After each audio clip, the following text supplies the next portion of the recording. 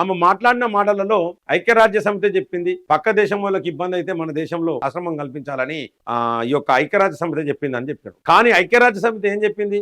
ఆ దేశం నిర్ణయం తీసుకోవాలి, ఆ దేశం సంబంధించిన ప్రధానమంత్రి నిర్ణయం తీసుకోవాలి. సో నిర్ణయం తీసుకున్న తర్వాత మాత్రమే ప్రధానమంత్రికి కూడా కొంత ప్రొసీజర్ ఉంటుంది. సో అంటే నరేంద్ర మోడీ గారే నిర్ణయం తీసుకోవాలి. నరేంద్ర మోడీ గారు వారి క్యాబినెట్ తో మాట్లాడడం కానీ, అలాగే రాష్ట్రపతితో మాట్లాడడం కానీ, అన్ని రకాల నిర్ణయాలు తీసుకొని ఆ తర్వాతనే వాళ్ళకి ఆశ్రమం కల్పించాలి. ఇకపోతే బంగ్లాదేశ్ తోని మనకు తలకాయ నొప్పులు చాలా ఉన్నాయి. చాలా మంది బంగ్లాదేశ్ నుంచి టెర్రరిస్టులు మన దేశానికి వచ్చిన సంఘటనలు ఎన్నో జరిగినాయి. అలాగే పాకిస్తాన్ నుంచి టెర్రరిస్టులు వచ్చి మన దేశం పైన దాడులు చేసినవి కూడా ఎన్నో జరిగినాయి మిత్రులారా.